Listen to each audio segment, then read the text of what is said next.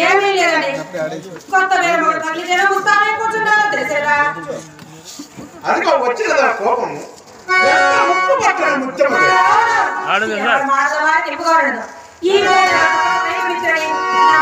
చెప్పి వెళ్ళిపోయినా మా అమ్మ నోరు పెట్టవద్దు కదా అని మహా సంతోషంతో ముస్తాబు కూర్చున్నందుకు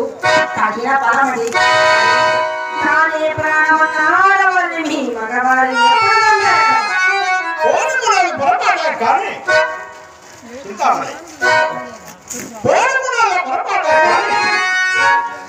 ఎంతకు సుబ్బుతుడి ఎదురుకు వచ్చినట్టు మీ మనసులో ఏదో మలినం ఉండనే ఉన్నది అలా వెళ్ళను ఆ సంగతి మీకెవరు చెప్పినారు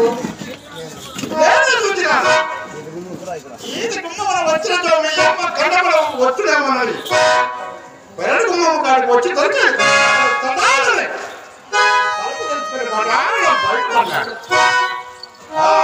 అతను చూసి నేను నన్ను చూసి అతను నువ్వు తెల్లబోయినా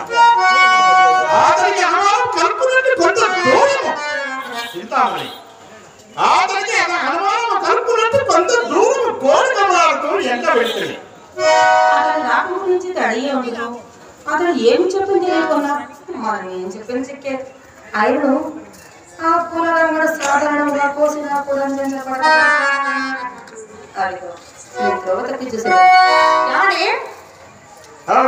ఎందుకు వచ్చినారని అతన్ని అడిగి తెలుసుకోవాలి ఏం చెప్పినారు మేము కావాల్సి వచ్చినారని చెప్పినారు మేము కావాల్సి వచ్చిన వాడు వీధి గుమ్మమున ఇచ్చలు విడిగా పోగా అతనితో బెదరుతో సందేహం అప్పుడే మగములు చిత్తుతున్నావు అలాగేనో ఆ సంగతి కూడా అతన్ని అడిగి తెలుసుకోలేకపోయారా అందులో ఒక బాలమిత్రుడు కనబడి బహుకాల సమాచారం పసలు వేయితూ కొంత దూరం వెంట వెళ్తుంది అందువల్ల అడుగునే భావ్యం కాదని ఏమండి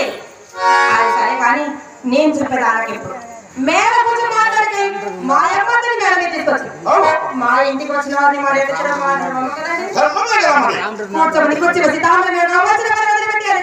మొదలుపెట్టడం అంత నాకు గొప్ప వచ్చి చెప్పులు మేడ దిగి వచ్చింది నా మనసులో తోట చూపుడికే విషయం తీసుకెళ్లి అతన్ని దొడ్డిద్దామన్న సాగనంపేది జరిగిన ఎలా మీరు నమ్ముడు నమ్మకపోండు ఎప్పుడు నమ్మలేదు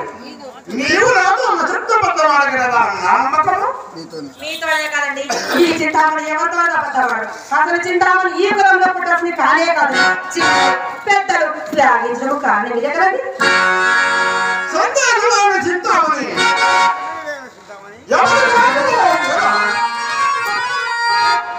నిన్ను నేను ఎన్నో సార్లు